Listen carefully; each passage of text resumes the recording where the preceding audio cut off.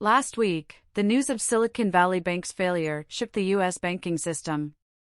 The bank, which had been considered a safe bet for depositors, could not meet its deposit obligations, leading to a bank run. The Federal Deposit Insurance Corporation, FDIC, which insures deposits up to $250,000, stepped in to secure the depositors' funds, but the majority of the bank's customers had billions of dollars in deposits.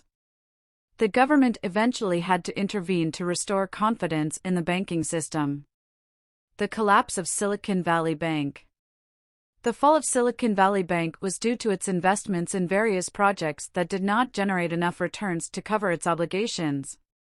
The bank had over-leveraged itself, taking on too much debt, and investing the money in risky ventures.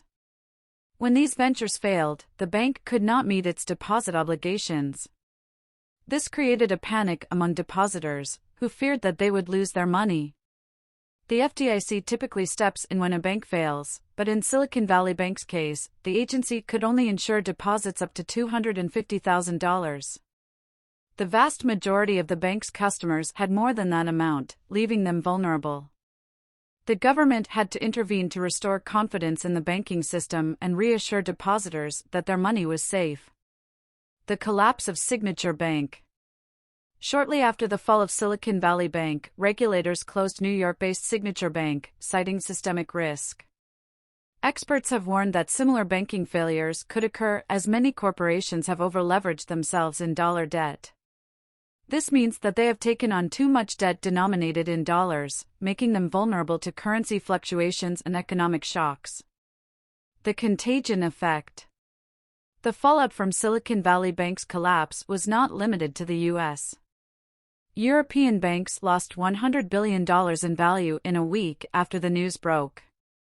Despite tough regulations that should make a similar banking failure in Europe unlikely, the contagion effect is accelerating.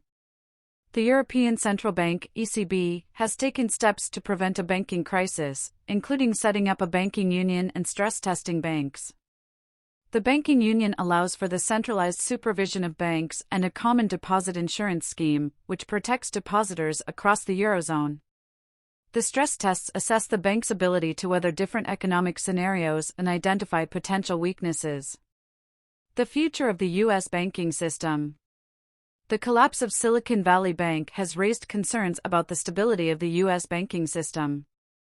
However, U.S. President Joe Biden has reassured the public that the banking system is safe.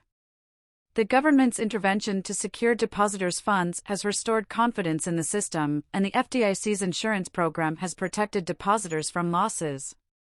However, the collapse of Silicon Valley Bank serves as a reminder that banking failures can happen, even in the most developed economies.